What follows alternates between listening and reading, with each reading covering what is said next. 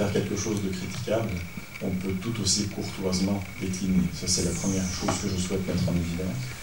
Deuxième chose que je souhaite mettre en évidence, c'est que je suis évidemment d'accord, les campagnes menées dans des lieux de culte en période électorale, ça n'est pas plus ou moins critiquable que des visites à visée politique menées dans des lieux de culte, indépendamment du moment de la campagne électorale. Là-dessus, je pense que nous pouvons être parfaitement d'accord.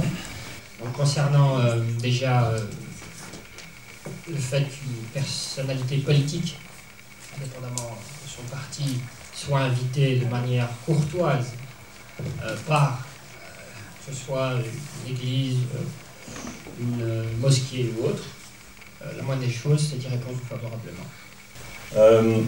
J'ai entendu quelque chose d'assez problématique sur l'abattage rituel.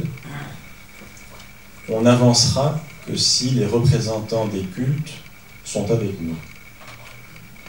Alors, corrigez-moi si je me trompe, mais la Constitution et la Convention européenne des droits de l'homme garantissent des libertés individuelles. Je n'ai pas, moi, en tant que citoyen détenteur de droits fondamentaux, à m'en remettre au contact entretenu par le politique avec des institutions dans la mesure où elles n'ont aucun droit et aucune marge par rapport à mes droits en tant qu'individu. C'est fondamental parce que c'est précisément ça le principe de non-ingérence entre les églises et l'État, c'est que l'État doit être garant des droits fondamentaux de ses citoyens et citoyennes, indépendamment de ce que les tiers, qu'ils soient convictionnels ou pas, peuvent dire. J'ai aussi entendu sur la question de l'Institut de promotion de formation sur l'islam quelque chose d'assez problématique. On donne des subsides, donc il doit y avoir un contrôle, un retour. Décentrons-nous un instant. Le domaine de la culture, c'est un domaine que je connais très bien. On imagine demain des politiques qui diraient à des associations qui sont agréées et financées parce qu'elles font de la culture, on vous donne l'argent, donc on doit pouvoir contrôler la ligne éditoriale de vos actions. Je sais que ça n'est pas ce que tu dis, mais c'est un élément qui doit faire l'objet d'une clarification claire, parce que l'État, dès lors qu'il octroie des subsides, a un droit de regard sur l'utilisation profane de ces subsides. Est-ce que la comptabilité est respectée? Est-ce que les processus décisionnels sont respectés? Mais pas un droit de regard sur la ligne éditoriale et encore moins la dimension théologique. Mais c'est ça qu'on a voté avec l'Institut de promotion des formations sur l'islam. Donc ça, c'est un élément important. Dernier élément, Ahmed Laouej a adressé un message dont je mesure aussi la portée. Il est extrêmement important. Un autre message extrêmement important, c'est que même en temps de difficultés sociologiques, le politique doit être la digue sur laquelle bute la vague de politique. Je n'ai pas pu terminer mon raisonnement. Merci. Non, mais... Merci. S'il vous reste du temps, vous aurez la possibilité de terminer. C'est important. Vous avez une minute. Une minute, et on doit passer au suivant parce que... Le politique est le fruit du sociologique. À l'échelle du pays, les personnes de confession musulmane représentent 7 à 8%.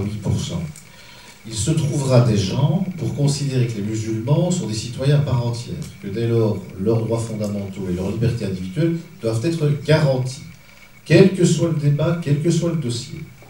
Néanmoins, vous n'êtes même pas sûr, en comptant les gens qui sont respectueux de ces valeurs démocratiques de base, d'obtenir une majorité dans un Parlement. Et ma crainte est de vivre et de subir une régression démocratique. Alors, bien évidemment, il y a la protection européenne des droits de l'homme, il y a toute une série d'autres institutions internationales, mais il n'en demeure pas moins que le populisme n'est jamais loin, et qu'il y a à travers l'Europe des exemples suffisants pour montrer des gouvernements dirigés par de l'extrême droite. Donc qu'est-ce que je veux dire par là? Je veux dire qu'il faut construire un rapport politique qui est lui-même le fruit d'un rapport sociologique. Et c'est là où le grand combat doit se situer. C'est que le rapport à l'islam dans notre pays, comme dans l'Europe tout entière, n'est pas pensé, il est fantasmé. Et il appartient aux éducateurs, à l'ensemble des pédagogues, des juristes, de la société civile, toutes confessions confondues, de faire ce travail de pédagogie pour que quand on arrive dans un parlement, les choses se fassent de manière pensée et pas de manière impensée. Eh bien, on va poursuivre la discussion tout de suite avec la question suivante. Et je pense que le PTB, vous l'avez dit tout à l'heure aussi, on n'a jamais fait campagne dans les mosquées. Je pense que c'est quand même des lieux où on n'a jamais mis les Vous avez voté pour la formation pour l'islam? C'est ça. On a voté pour dans le sens où, effectivement, une fois qu'on donne des subsides, ben, on essaie d'avoir des comptes et on essaie de voir un petit peu qu'est-ce qui se passe dans le conseil d'administration, dans quelle tendance on y va. Donc ça, c'est assumé. Et je pense qu'il y a une logique là-dessus. Une fois qu'on reçoit de l'argent, on demande aussi les comptes. C'est, je trouve, assez normal sur cet aspect-là. Fonction publique, neutralité, mosquée, abattage rituel, est-ce que j'ai oublié quelque chose? Bonjour à toutes et tous. Donc d'abord un préalable, on essaie de ne pas tenir de double discours. C'est-à-dire que quand on répond à ce type de questions, on fait les mêmes types de réponses quand on va au centre d'action laïque, ou quand on est ici, ou quand on est invité par exemple par des représentants des mosquées. Deux, effectivement, on ne fait pas campagne ni dans les églises, ni dans les mosquées. On va évidemment à des ruptures de jeûne quand on est invité. On peut rencontrer des représentants du culte, des cultes, quels qu'ils soient, dans un cadre formalisé, mais pas évidemment dans une église ou dans une mosquée au moment où on est dans un moment qui est un moment qui est religieux. Pour nous, ça ne va pas d'aller faire campagne dans ces endroits-là et d'aller porter une parole politique dans ces endroits-là. Donc ça doit être quand même très clair. Ce sont pour nous des balises qui sont des balises éthiques, fondamentales. Alors. Et alors le dernier point, parce que c'était l'organisation du culte. Le MR prône un islam de Belgique et même européen. Et donc un islam avec un socle partagé de valeurs. Après 50 ans d'immigration, c'est important qu'on puisse avoir un islam qui nous identifie, dans lequel on se reconnaît. Et c'est ça qu'il prône. Maintenant, c'est aux exécutifs du pays de s'organiser pour faire émerger cet islam de Belgique, dans lequel les citoyens belges de confession musulmane peuvent se reconnaître. D'accord, merci beaucoup en tout cas. On clôture ce premier thème par 2 minutes pour me mettre pour conclure.